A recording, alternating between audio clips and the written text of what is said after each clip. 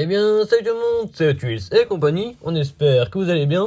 Aujourd'hui, nouvelle vidéo sur la chaîne YouTube, première vidéo de 2024. Voilà. Tout d'abord, meilleurs vœux à tous. Voilà. Bonne année 2024. 2024. Ouais, en espérant qu'elle soit meilleure que 2023. Voilà, que tous vos projets puissent se réaliser en projets professionnels et également personnels. Mais également bonne santé aussi parce que c'est quand important. même ce qui nous tient. Voilà, exactement. Donc, première vidéo de l'année consacrée à des retours de brocante. Donc, des modèles trouvés dans l'année 2023, évidemment. Donc, des modèles trouvés via des professionnels ou des particuliers en vide-grenier, évidemment. Donc, anciens ou récents. On débute la vidéo avec un modèle mainline de chez Hot Wheels. Donc, un modèle en blister. Donc, ça fait un moment qu'on les avait achetés, celles-ci, mais on préférait vous présenter pour faire un peu un mélange de véhicules anciens et modernes. Donc, il s'agit de la magnifique Pagani Huayra.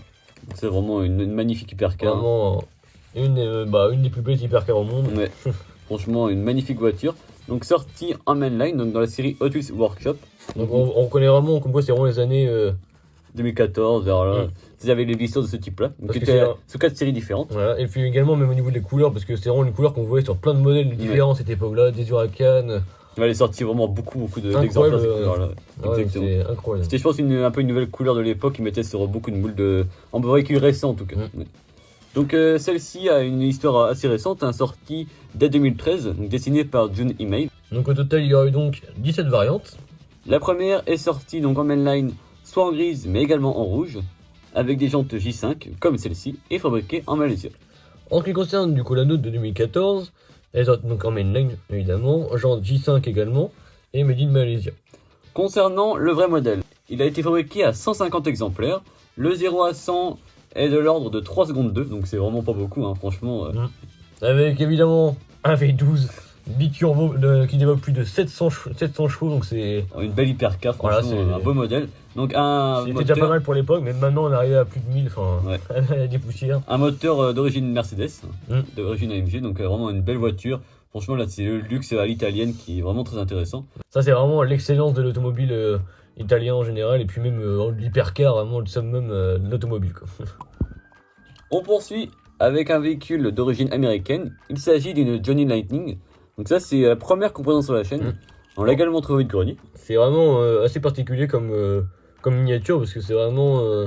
Alors, faut aimer, ça c'est sûr. C'est vrai que nous, on n'est pas vraiment très fan au niveau de la finition. Alors, au niveau des détails, on va dire, parce que autrement, dans le style de la miniature, c'est sympa. Enfin, je trouve que c'est sympa. Le décor racing, c'est joli, mais c'est, on va dire, les phares, je trouve, même la calandre à l'avant, je trouve que c'est un peu... En fait, c'est au niveau du... ça se voit que c'était plus... ça se rapproche plus d'un jouet type que voilà.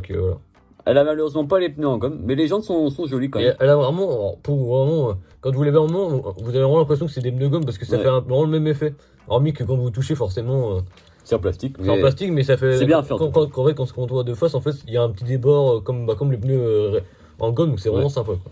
Il s'agit donc d'une Willys de 1933. Donc c'est un véhicule à l'échelle également 1/64e. Donc véhicule qu'on trouve pas vraiment chez nous, c'est vraiment très rare, parce que c'est importé des États-Unis. Mais on l'avait trouvé dans une bourse vide-grenier, donc chez un revendeur, donc c'est assez intéressant et assez original, donc assez sympa. On poursuit avec une Majorette, donc un véhicule plus ancien. Donc c'est une miniature qu'on a récupérée pour vraiment pas grand chose. Elle est dans un état, on va dire, un peu pitoyable. Elle est dans son jus, on va dire. Mais c'est un véhicule qu'on n'avait pas dans ces couleurs-là. Et elle a encore l'autocollant présent à l'avant. Donc ça, c'est assez intéressant. On va dire qu'elle a vécu sa vie de jouet, classique. Elle a joué son rôle. Donc c'est une des premières variantes, car on les reconnaît notamment grâce aux jantes. Vraiment très très sympa. Même niveau des... Alors, elle a également les pneus assez fins, qui fait aussi référence... avec ce soit vraiment les premiers modèles, donc c'est vraiment... Donc c'est une 1302 comme d'habitude. À l'avant, le capot est également différent des versions d'après. Parce que là, le capot est encore ouvrant. Voilà, donc là on ne peut pas l'ouvrir parce qu'elle est assez fragile. Donc, en tout cas, ça s'ouvre, donc c'est vraiment intéressant. Ça, c'est vraiment très sympa. Le châssis en métal, made in France, donc une couleur qu'on n'avait pas. Donc là, elle est un peu mi-amag, mi-verte, mais... voilà. Elle est vraiment dans son... On rigole évidemment, mais... Le second blister de la vidéo, il s'agit d'une Corvette Stingray. Donc la version Racer, donc ça c'est vraiment un beau modèle à échelle 1. Vraiment magnifique. Donc dans une version un peu violette foncée, ce qui est vraiment très vraiment bien. Pailleté, c'est très sympa, avec des jolies bandes blanches et des rappels gris sur le capot à l'avant. Vraiment très beau. Très joli. Série Hot Wheels Showroom, donc celle-ci sortie en 2013. Donc plus on voit que le blister avait évolué entre 2013 et 2014. Donc celle-ci est sortie dès 2003 dans une version grise qui reprenait la première couleur de la vraie variante de l'époque, qu'on vous met en photo, qui est vraiment un très très beau modèle, sorti en 1959. En ce qui concerne la nôtre, elle a donc des jantes 5 SP, donc les fameuses jantes qu'on connaît, hein, qui qu'on est connaît, vraiment qui passent partout, on va dire. voilà. Donc fabriqué en Malaisie. Et donc ce modèle-ci a été designé par Jack Chen sous 16 variantes différentes. À l'origine, c'était une corvette qui a été développée sous un concept car, mais qui a été également ensuite utilisée pour des courses via des représentants à l'époque d'écuries américaines. Donc un modèle intéressant via la miniature, mais également via l'histoire automobile. On poursuit avec d'autres majorettes, donc des années 80. Donc tout d'abord, une Abarth 2000, donc une Fiat Ritmo, hein, comme on connaît, sous une version Abarth 2000. Donc c'est pas seulement une majorette, celle-ci, c'est une version plus rare. C'est une fameuse Globe Toy. Donc c'était un peu, on va dire, la sous-marque de Majorette. Voilà, des versions moins chères de l'époque. Voilà, mais fabriquées chez Majorette. Donc également made in France. Même si jamais vous avez ça chez vous, vous ferez même le comparatif entre une Majorette et une Globe Toy. Vous verrez, c'est exactement la même chose. Sauf que là, donc c'est une version qui n'est pas sortie sous la version Majorette, avec les jantes différentes, qui étaient également des jantes dans des versions Majorette, d'autres modèles évidemment. Et on peut voir que ce n'est pas marqué Majorette sur le châssis. Donc ils avaient barré pour des versions un peu low cost de l'époque. Donc celle-ci est vraiment très belle, dans un très bon état. Mais on peut voir, c'est vraiment exactement le même moule que les Majorettes. Hein. C'est ça qui est... c'est vraiment troublant en fait. Même nous, on a la même en rouge de chez Majorette, mais c'est la même chose. Ouais, exactement. Donc la Ritmo est sortie entre 78 et 88, en version diesel et essence évidemment. Majorette l'a créée dès 1981. Et la nôtre est donc fabriquée de 87 à 89. C'était les dernières variantes de la Ritmo de l'époque. On poursuit avec un autre modèle vraiment incontournable des années 80, la magnifique Renault 11, donc cette fois-ci chez Majorette également. Majorette a donc voulu reproduire la version TXE, qui était la version un peu luxe de l'époque. Voilà, c'est ça, donc vraiment très très sympa. On peut voir qu'ils mettaient en avant les 180 chevaux du véhicule. Voilà, c'était vraiment... c'est vraiment pas mal pour l'époque. Et avec le rappel du coup du badge 25e édition Monte Carlo, donc vraiment très sympa. D'où le numéro 25 aussi sur les côtés. Oui, je pense. Donc, à savoir que Renault à l'époque avait vraiment eu un beau succès pour leur Renault 11. En 84, c'était le véhicule le plus vendu. Et donc, Majorette a voulu évidemment reproduire la Renault 11.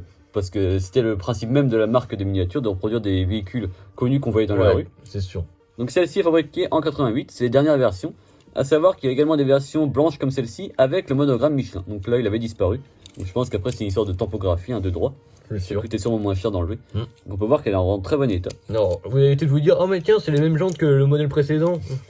Et bah oui. Parce que c'est à la même époque et vous voyez que là, l'une est Majorette, l'une est Globe Toy, alors que c'est vraiment les mêmes choses. Donc c'était vraiment une sous-marque. Les mêmes jantes. Enfin, alors évidemment, c'est pas le même modèle là, mais c'est vraiment, c'est très intéressant. La même chose.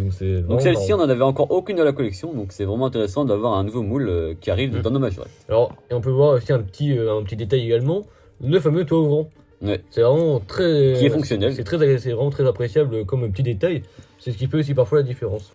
On poursuit avec un véhicule de légende, une magnifique Formule 1. Donc là, c'est un modèle original, on peut le dire. C'est vrai. Un modèle fabriqué par Polysteel. Il s'agit de la Tyrrell 007.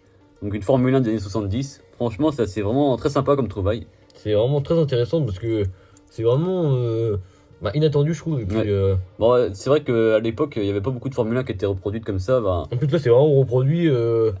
Avec les sponsors. Ouais, voilà, donc c'est vraiment bien fait. Donc, cette voiture a été utilisée dans les championnats du monde donc, de Formule 1 entre 74 et 77. Donc, conduite par des pilotes très connus. Donc, notamment Patrick Depailler, mais également. Jody Scheckter. Voilà, donc des pilotes iconiques de l'époque. Donc elle a gagné quelques victoires, mais c'était vraiment une voiture qui a été connue pour l'époque en marquant plusieurs points. C'est vraiment surprenant parce que à l'époque les Formule 1 elles duraient pas qu'un an comme chez nous. Quoi. Là, comme là, pour celle-ci, 3 ans. C'était la même version, mais après, peut-être avec des améliorations, mais c'était la même base. Oui, voilà, mais ça restait la même base. Quoi, donc c'est ça qui est... Le même nom, tout ça, c'est vraiment rigolo. On retrouve donc le marquage Elf, qui était le sponsor principal et le sponsor titre de l'écurie, Tyrrell Elf. Donc vraiment très bien fait, avec la belle couleur qu'on connaît, vraiment très beau. Donc c'est un véhicule fabriqué en Italie, sous la marque Polysteel. Vraiment intéressant, et à l'échelle je pense 1/4 ou plus gros, peut-être plus gros parce que à vue des autres miniatures c'est vrai qu'elle est assez grande, donc peut-être plutôt 1,50 ou des choses comme ça. On poursuit cette fois-ci avec une session de 2 véhicules Matchbox italiens. Donc tout d'abord un modèle qu'en tu apprécies énormément, la merveilleuse Lamborghini Countach. Voilà, donc en version LP500S. Vraiment très très sympa. En plus elle est en excellent état celle-ci, franchement une très belle couleur qui représente vraiment bien les années 80. Franchement magnifique. Un véhicule fabriqué donc à Macao. Donc produite de 85 à 2000. Donc voilà, on va dire pratiquement 15 ans de fabrication. Donc, une longue durée de vie, avec des versions plus modernes qui correspondaient plus du tout à des modèles comme celle-ci qui représentent vraiment à l'époque. avec des belles jantes, ça, comme on connaît. Même les couleurs vraiment mythiques de l'époque. Alors, j'avoue que sur Countach, ça fait peut-être un peu bizarre, mais c'est vraiment les couleurs de l'époque. Hein. Voilà. Donc sorti sous 29 variantes. La première version était rouge, toute simple, avec le taureau sur le capot. La nôtre est plus jeune. Elle est sortie en 1986. Vraiment un bel exemplaire, châssis en métal, et donc made in Macao. Elle est vraiment toute neuve, c'est vraiment appréciable. On poursuit avec la seconde italienne, qui est la magnifique 308 GTB.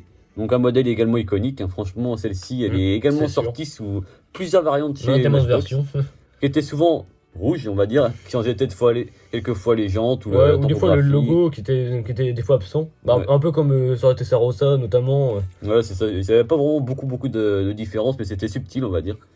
Donc celle-ci est sortie entre 90 et 91, elle provient d'un pack de 3. Donc chez Matchbox, elle a eu une longue carrière quand même. Ouais, produite de 81 à 99, donc pratiquement 20 ans d'existence, donc ça fait quand même pas mal.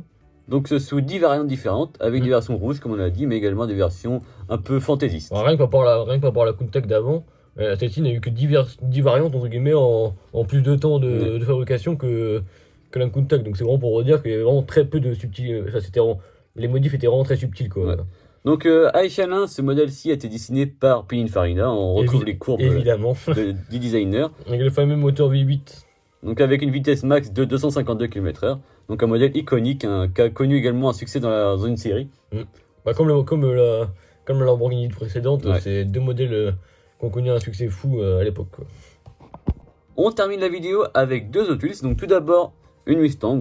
Bon, je l'avoue, c'est pas la plus belle. C'est une version qu'on n'avait pas. C'est un peu la mal-aimée de la Mustang, mais c'est pas pour ça que ça n'est pas une Mustang. Voilà.